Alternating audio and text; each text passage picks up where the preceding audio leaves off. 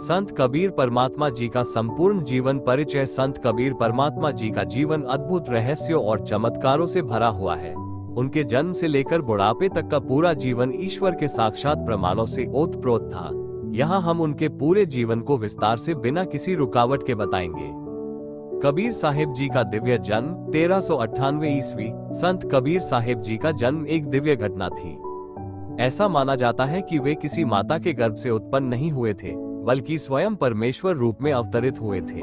वाराणसी काशी में लहरतारा तालाब के पास एक कमल के फूल पर प्रकट हुए।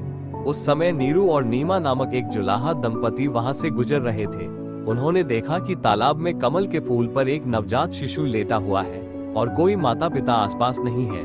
ये देखकर नीमा की ममता जाग उठी और उन्होंने उस बालक को गोद ले लिया। नीरू और नीमा मुस्लिम धर्म के अनुयायी थे, लेकिन वे बहुत ही दयालु और नेकदिल इंसान थे। बाल्यावस्था में चमत्कारी घटनाएं। कबीर साहिब जी का बचपन साधारण नहीं था। जब वे छोटे थे तो उनके चेहरे पर अद्भुत तेज था। वे अन्य बच्चों से बिल्कुल अलग थे। बचपन से ही वे ज्ञान के सागर थे और छोटी उम्र में ही गहरी आध्यात्मिक बातें करने लगे। वे भगवान के प्रति अत्यधिक श्रद्धा रखते थे।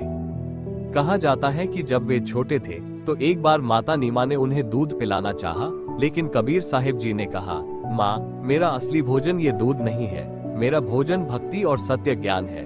इस तरह के वचन सुनकर माता पिता चकित रह जाते थे। एक और घटना प्रसिद्ध है कि जब वे कुछ बड़े हुए तो अन्य बच्चे खेलते थे, लेकिन कबीर साहिब जी ध्यान में लीन रहते।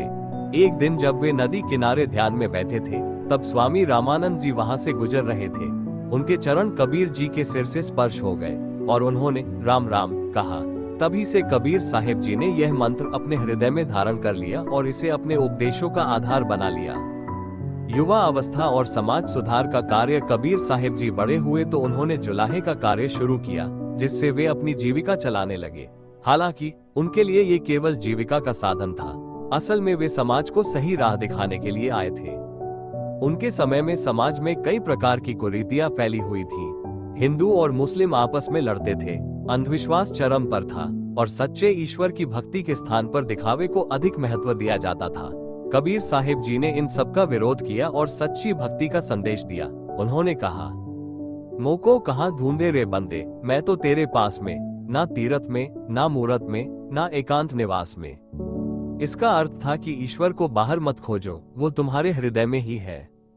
सत्ता और धर्मगुरुओं से टकराव। कबीर साहिब जी ने समाज में फैली कुरीतियों को हटाने का प्रयास किया, जिससे कई धर्मगुरु और पंडित उनसे नाराज हो गए। उन्होंने कबीर साहिब जी के विरुद्ध राजा सिकंदर लोदी से शिकायत कर दी।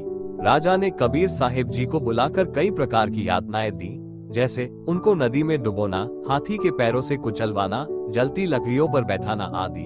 लेकिन हर बार कबीर साहिब जी चमत्कारिक रूप से बच गए। इससे राजा और अन्य लोग समझ गए कि वे कोई साधारण मनुष्य नहीं, बल्कि स्वयं ईश्वर है। बुढ़ापा और अंतकाल की लीला। कबीर साहिब जी ने अपना पूरा जीवन भक्ति और समाज सुधार में बिता दिया। जब वे वृद्ध हुए तो उन्होंने मगहर नामक स्थान पर जाने का निश्चय किया।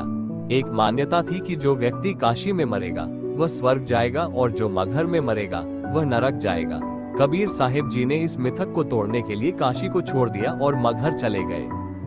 मगहर में जब उनका अंतकाल आया तो हिंदू और मुस्लिम अनुयायियों में विवाद हो गया कि उनका अंतिम संस्कार कैसे किया जाए। लेकिन जब उन्होंने शव से चादर हटाई तो वहां केवल फूल पड़े थे। उनके आधे फूल हिंदुओं ने जलाए और आधे मुस्लिमों ने दफना दिए। कबीर परमात्मा जी ने अपने जीवन काल में सत्य, भक्ति और मानवता का संदेश दिया। वे स्वयं पूर्ण परमात्मा थे, जिन्होंने समाज को सही राह दिखाई और आज भी उनकी वाणी हमें सही मार्ग दिखाती है। उनका जीवन एक दिव्य लीलाओं से भरा हुआ था, जो हमें प्रेरणा देता है कि सत्य के मार्ग पर चलें और ईश्वर की सच्ची भक्ति करें।